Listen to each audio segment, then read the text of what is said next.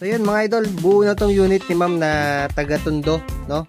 So ma'am, kung mapapanood mo tong video na to, so ganito po yung itsura niya ma'am pagka walang mga takip, no? So tuturo ko muna sa inyo kung paano, no? So yung from solar panel ma'am, dito niyo ipasok, no? Tapos pasok niyo lang po dito sa butas. Padaanin niyo dito ma'am yung linya ng solar panel niyo, then positive, negative, no? So ito po yung unang breaker para sa solar panel ma'am. Then may nakalagay naman dito sa breaker na kung positive or negative, no? So yan po makikita nyo dito, yung positive na sa kaliwa, then negative na sa kanan, no? So madali lang siyang tandaan, no? So positive, negative.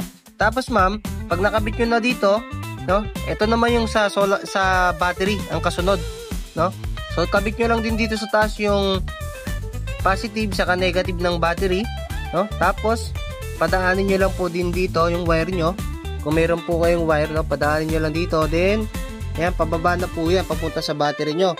Bali ito po, sabay sila ng inverter na ikakabit nyo sa battery nyo, no? So ayan, bali dalawa yung total of 4 na wire ang ikakabit nyo sa battery nyo ma'am, no? So magkasama yung dalawang itim saka magkasama yung dalawang pula, no? So simula dito battery, no? Tapos ito papunta rin to sa battery. So dalawa po, no? So yun lang ma'am, ganun lang po yung kasimple. Tapos ma'am, ito po yung automatic transfer switch natin. Kung gusto nyong ikabit siya sa kuryente, no, just in case na malobat si battery mo, then para gumana to, no, lilipat siya sa kabila. Dito sa part na to, ito po yung kuryente. So kailangan nyo lang maglagay ng wire dito, then ikakabit nyo siya sa extension o kaya sa bahay natin, no? Ayan, tapos ngayon kung gusto nyo pong gamitin to as source ng kuryente nyo na mismo, kukuhain nyo lang yung linya ng bahay nyo, ikakabit nyo na dito sa ilalim. Ayan, no? So ngayon iti-testing ko na lang tong unit na to.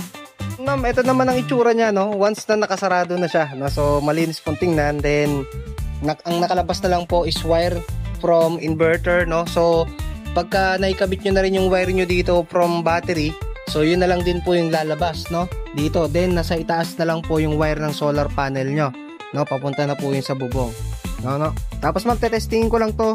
Kumbaga maglo-load test lang ako dito, na tapos isiset ko lang yung parameters nito. Then isasabay ko yung manual nito ma'am, pero wag nyo na pong baguhin yung settings nito, no, na gagawin ko dito. So yung gagawin ko settings dito is sapat na para sa kanya sa unit na to, no.